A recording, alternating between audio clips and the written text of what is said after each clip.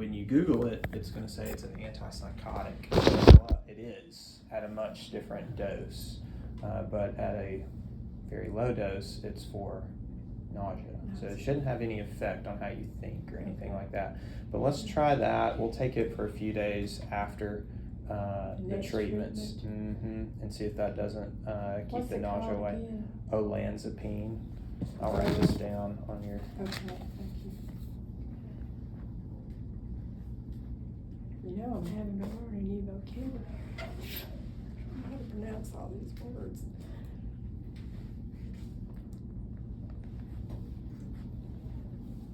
I got concerned about myself yesterday though when I couldn't eat because I can't lose weight. Yeah, we're gonna get you some. Your salt level in your blood is a little bit low. It's just because you haven't been taking in enough. We'll give you. Water makes me a little queasy too. So this morning I drank cold water. It seemed to help. It didn't. I didn't have that other side effects. Are you feeling really nauseous right now? I'm at the end of my pill and I'm starting to feel a little bit. Just a little bit. I couldn't eat right now. Did you take the Compazine or Zofran this morning? I took Zofran at 2 o'clock. Should I go ahead and take the next one here? What I'll do is just give you an IV nausea medicine today with your treatments. It's like an IV version of Zofran, and it should last longer for you. And they'll tell me when I should take Zofran again, hopefully. I mean, it's been a week. Should be getting on the end of it. Yeah. Exactly. All right. Your potassium is a little bit low too. That's just an intake issue. So we'll give you some potassium as well with those fluids today while you're here. That will fix that. Otherwise, the blood counts look good. So your white blood cell count is elevated. That's your immune cell. That is because of the shot we give you to keep it elevated. So I'm not concerned about that. Your liver numbers are continuing to come down into a better range. Yeah, I don't have a great explanation for why that was. I was really concerned you were going to have had a blood clot on that ultrasound, but there was not one, and it coming down tells us that that wasn't the case either. So they're very near normal today, so that's great. Your kidney function looks good. You do not look dehydrated, but your volume is down. So kind of two different things there. I know that doesn't really gel together, but that's what's we see. Your red blood cells look good and your platelets look good. Did Hannah talk with you about the PET scan? She told me you would be talking. Okay, that's what I was. So we see the tumor in the pancreas. They are concerned about a lymph node just adjacent to it that measured 9 millimeters that had some uptake. It is entirely possible that is involved with cancer. There's no way to prove it without surgery or biopsy. You just can't biopsy that right there. So it's not going to change what we need to do now, which is give you treatment. We'll make it, we'll make these adjustments and continue to make adjustments so that you're not feeling so poorly after each one. I tell you, I started thinking, is this stuff going to kill me after a few days? Well, it's real serious stuff. This is one of the most intensive treatments that we have in cancer treatment. But we'll adjust it and continue treatment to a way that you're able to tolerate it. I would say that we're still looking at a surgery as long as everything responds and shrinks. That lymph node could be addressed. Just one lymph node. That lymph node could be addressed. Now, the fact that lymph node, I would say in all likelihood it's involved. That it's 80-90% plus chance that it is. That means this is a stage 3 pancreas cancer. Okay. But I think from the beginning I said we would treat it the same, whether it's stage 1, 2, or 3. You do this chemotherapy and then we look for a surgery after a few months on the treatment. So we still have found, and it was nowhere else in my body? We didn't see anything else, any other spots. That's good. Yeah, right. That is good. That is fantastic. Exactly. You don't really know, when you're sick. And it took still a while from the time we found it till we could start treating it. Right. About 2 months.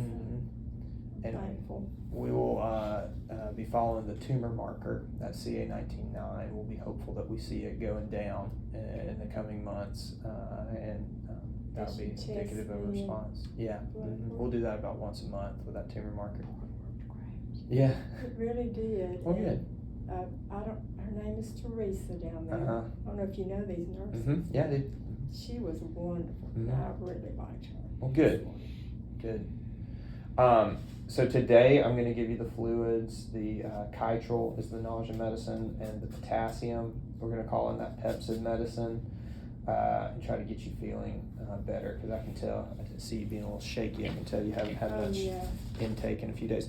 One other thing that I want to talk to you about, you remember we did that gene testing on you? Oh, yes. Well, we got it back, and you have a condition called Lynch syndrome. You ever heard of that? L-Y-N-C-H?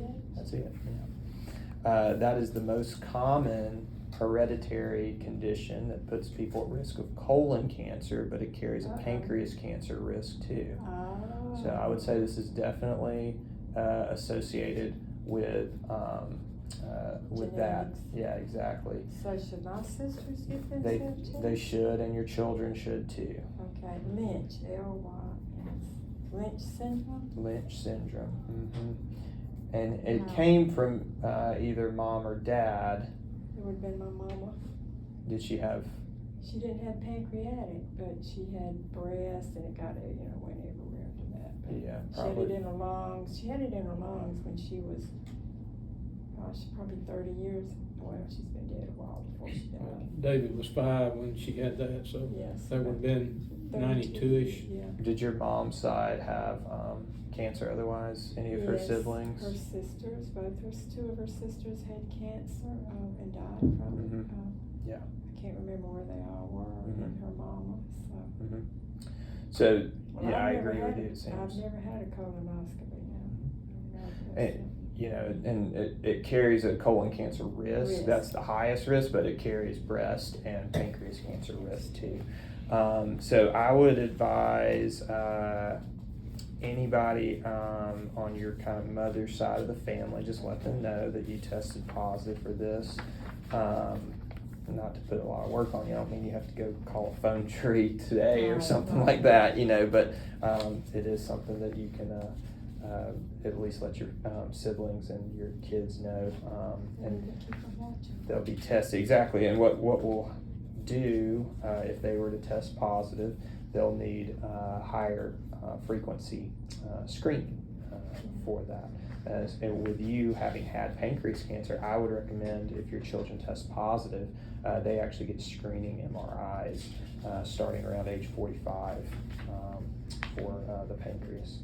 But in here, it's going to have some recommendations, generally getting a colonoscopy every no longer than every 3 years. In between, there's a risk of endometrial cancer or uterine cancer with it.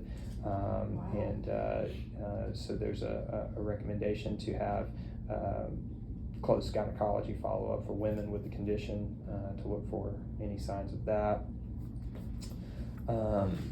Nothing really that you need to do about this for you personally. Just Okay. for my Yeah.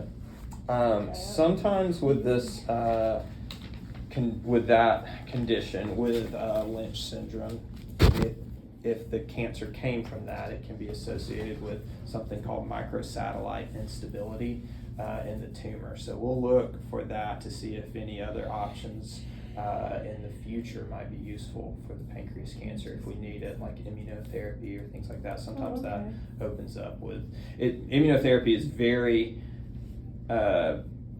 poorly. Pancreas cancer does not respond to immunotherapy very well. Sometimes people with microsatellite unstable pancreas cancer can have a little bit better improvement. It's not as promising as it is in other cancers, but it does open up the possibility that that's an option in the future. But I would definitely continue the chemotherapy now. That's our best bet to get that tumor shrunk down. When we get to the point of surgery, how long after that 4th chemo treatment would surgery be? We usually don't like to do surgery within a month of chemotherapy, so probably looking at something like that. And then after surgery, resuming the Mhm. treatments, Mhm. I assume would be maybe a month or so after Yeah, surgery. usually a month afterwards. Is this going to get any easier for me, or is it just going to be? No, it shouldn't be like this each time. You Okay. know, it's hard to predict how different people respond to it, Shaking over. and you know, we can make a lot of adjustments. We can make dose adjustments. We can drop a whole medicine out of the FOLFIRINOX. Oh, You if know, we need to. if we need to, we can change the whole regimen to a different option called gemcitabine and Abraxane that's also very effective. First, let's try these kind of supportive type medicines like adding the olanzapine, because really it seems like your bone marrow has done really well with the Which is a chemo. good It's thing. been the nausea, Yes. which I think we can escalate some nausea treatments and hopefully have a better outcome with the next cycle. Okay, so I'm gonna take that drug today. Y'all gonna give me that drug for Uh-huh. nausea, and Uh-huh. then, you'll let me know when I should start the Zofran again? Or not Yes. start, okay. Yes, I'm gonna send the olanzapine to our pharmacy today. You can go ahead and pick it up, but Okay. you won't start it until the day after this next cycle, and you'll continue it for 3 days. Okay. Then and we'll see how you do The with day after Mhm. my chemo next Mhm. week. Right, Yeah. exactly. Yeah, and I wrote that down on here. Yes, Uh, please, but, oh, you did. So that's your PET scan, your lab work, and the genetic testing result, okay? What questions do y'all have for me right now? Well, that was a question about, am I gonna be eligible for the surgery? Because that was the one thing that Dr. Teslin had told me. Yeah. He was a little concerned, Mhm. but he said 4 lymph so just to have one, I'm very encouraged. by Right, that. right. And it's nowhere else. Didn't see it anywhere else on the PET scan. Okay, and, I asked about the nausea, can I record you? My energy, and, I think I have, what's that diarrhea medicine? Imodium? I have that. Okay. They gave me that. If I Yeah. get to that, I hope I don't get to that Yeah. point, 'cause that's just another chemical I gotta take. Yeah, you might just wanna hold off on the Colace before you start Yeah, I'm adding not another taking medicine anymore. in. Yeah. I quit 2 days ago, cause I could tell a little bit that I didn't think I needed it. Mhm. And I think that's it, and the genetic testing, that was really huge. And the fact that I can call your nurses, that really gives me some peace of mind. Cause I'm, sitting at home thinking, what is happening to me? I'm sorry you've been feeling so bad. I think you're gonna turn the corner in the next day or two. I really do. Especially with these meds, and Yeah. everybody's told me the IVs will really help me right Mhm, mhm. So, Well, that sounds good. I'm gonna have you check back in with us for treatment next week to make sure you're feeling better. Everything still before looks I get my good. treatment. Right, exactly. And we'll probably plan to just see you a week after treatment again. Just Okay, see how if it's a week after treatment next week, you're like, hey, go fine. You don't have to drive all the way up here and see us, Okay. but we'll just have it on the books in case you need us at least. Okay.